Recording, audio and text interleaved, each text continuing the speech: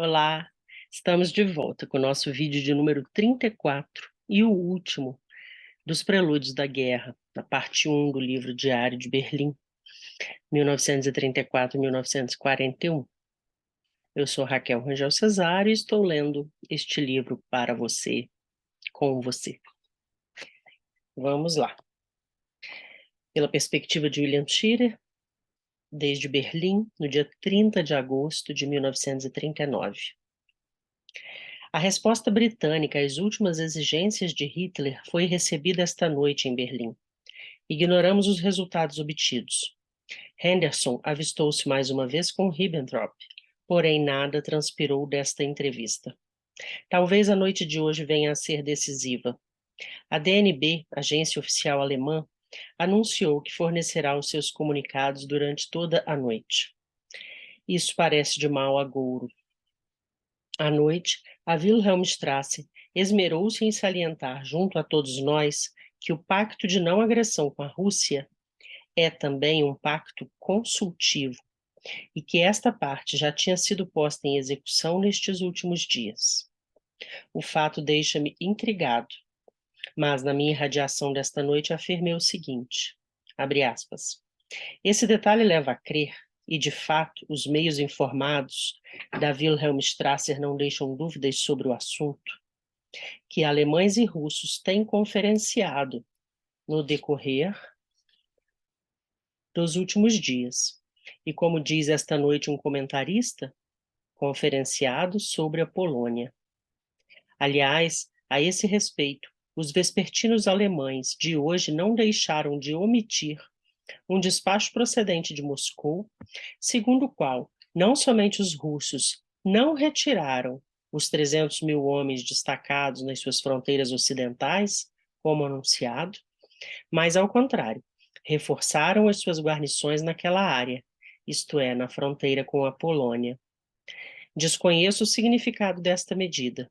Sei apenas que foi publicada aqui com destaque. Fecha aspas. Mais tarde, às 14h30, os poloneses ordenaram a mobilização geral. O fato não possui nenhuma importância extraordinária, uma vez que a Polônia já havia mobilizado todos os homens para os quais dispunha de calçados e fuzis. Mas a notícia fornece à imprensa alemã o necessário pretexto para apontar a Polônia como nação agressora. Abre parênteses. A Alemanha também mobilizou, embora não em caráter oficial. Fecha parênteses. Uma vez que Hitler já exigiu publicamente a devolução de Danzig e do corredor, o povo alemão deveria saber quem é o agressor. Mas receio que os alemães estejam engolindo as pílulas do Dr. Goebbels. À meia-noite, Hitler anunciou a formação de um gabinete de guerra que terá o nome de Conselho Ministerial para a Defesa do Reich. Göring é o presidente do novo organismo, que se compõe ainda de Frick, Funk, Lammers e o general Keitel. Hoje à noite, os acontecimentos estão se desenrolando com muita rapidez. Berlim, 31 de agosto, pela manhã. Todos estão contra a guerra. O povo fala abertamente. Como pode um país atirar-se a uma guerra de tamanhas proporções, com uma população sustentando uma atitude tão contrária a ela? Além disso, o povo queixa-se também contra o fato de ter sido mantido na ignorância dos acontecimentos. Ontem à noite, um alemão me disse: não sabíamos de coisa alguma, por que motivo não nos dizem o que se passa? Pareceu-me que o otimismo dos círculos oficiais estava se derretendo hoje cedo. Hus mostra-se inclinado a crer que Hitler deve ter um grande trunfo, um acordo com Stalin, para que este ataque os poloneses pela retaguarda. Duvido muito de tal hipótese, mas depois da assinatura do pacto teuto-russo, tudo é possível. Alguns acreditam que Hitler está tentando sair-se agora da enrascada. Mas como? Mais tarde, fiz uma irradiação às 19h45, na qual disse o seguinte, abre aspas, esta noite a situação é extremamente crítica. Hitler ainda não respondeu à nota britânica da noite passada. Talvez não seja necessária uma resposta. O novo Conselho para a Defesa esteve em reunião durante todo o dia. A Wilhelmstrasse fervilhando de atividade. Não se registrou nenhum contato entre os governos alemão e inglês, mas houve vários, entre a Rússia e a Alemanha. Berlim espera que os soviéticos ratifiquem o pacto teuto-russo ainda esta noite. O embaixador britânico não voltou a Wilhelmstrasse. Em troca, teve uma conferência com seu colega francês, Mr. Kullander. Logo depois avistou-se com o embaixador da Polônia, Lipski. Nas 3 embaixadas, as malas estão prontas. Fecha aspas. Mais tarde, 3h30 da madrugada, esta noite tornou-se conhecida mais uma das torpezas de Hitler. Às 21h, a rádio alemã suspendeu a programação normal e transmitiu os termos das propostas alemães à Polônia. Senti-me extraordinariamente surpreso pelo que elas continham de razoável e, tendo que traduzi-las imediatamente para os nossos ouvintes americanos, uma vez que estávamos no ar, não me foi possível perceber a sua má-fé. Essa má-fé se depreende do fato de Hitler ter exigido que um plenipotenciário polonês fosse enviado a Berlim para discuti-las ontem à noite, apesar de as mesmas terem sido entregues a Henderson apenas na noite anterior. Aqui ele faz uma nota de rodapé, que ele já tinha até feito referência a isso em alguns vídeos atrás, né? Na nota de rodapé ele diz o seguinte: isso também não era exato. Henderson revelou mais tarde que Ribbentrop, da forma mais insolente possível, fez-lhe a leitura dos 16 pontos, com tamanha rapidez que não lhe foi possível compreendê-los. E quando pediu que lhe fosse fornecida uma cópia das propostas, o ministro do exterior da Alemanha recusou-se a fazê-lo. Uma declaração alemã muito sucinta queixa-se de que os poloneses nem quiseram vir a Berlim discutir as suas condições. Não é necessário dizer que não tiveram tempo para isso. E por que motivo deveria Hitler estabelecer qualquer prazo para uma potência soberana? Essas propostas, que, é claro, nunca foram tomadas a sério, chegam quase a dar a impressão de coisa perfeitamente justa.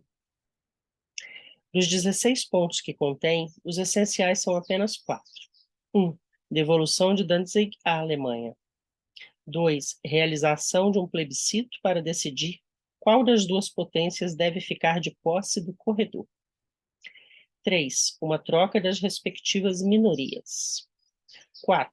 Gdynia continuará a ser polonesa, mesmo na hipótese de que o plebiscito decida pela devolução do corredor à Alemanha. Esta noite, todos os grandes exércitos, as esquadras e as forças aéreas estão mobilizadas. Todos os países estão isolados uns dos outros.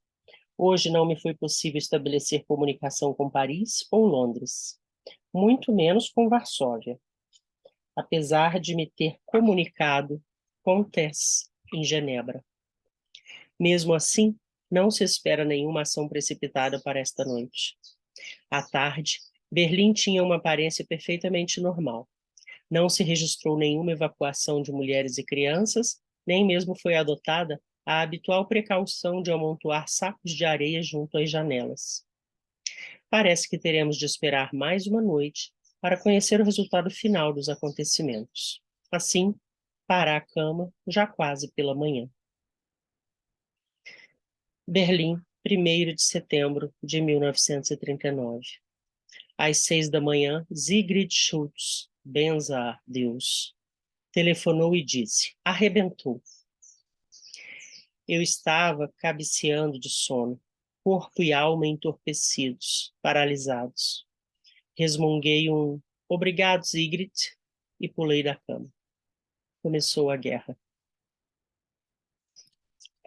Acabou a parte 2, e eu, meus queridos, minhas queridas, estou completamente arrepiada aqui. Não sei você. Conta para mim nos comentários como você se sente acompanhando essa aventura do jornalista William Shirer às portas da Segunda Guerra Mundial. Aqui nós terminamos a parte 1. Eu gravo esse vídeo no domingo, ele vai ao ar daqui a 3 ou 4 dias somente. A live que nós queríamos fazer no dia 24 de fevereiro acabou não acontecendo. Eu vou agora definir uma nova data para ela. Nessa live a gente quer conversar sobre os prelúdios da guerra, tudo o que aconteceu antes e que permitiu que a guerra acabasse acontecendo, especialmente fazendo um paralelo com a situação que a gente vive hoje no Brasil e no mundo. Vou divulgar a live assim que tiver terminado. Quando você ouvir esse vídeo, ela já deve estar divulgada. E também darei a sequência à parte 2 do livro para a gente acompanhar este jornalista durante os primeiros anos da guerra. Um abraço, lembre-se aqui embaixo de curtir o vídeo, comentar, compartilhar. Conta para mim como você se sente nesse processo de transição, culminando com uma guerra que você sabe que foi tão importante para o mundo, né?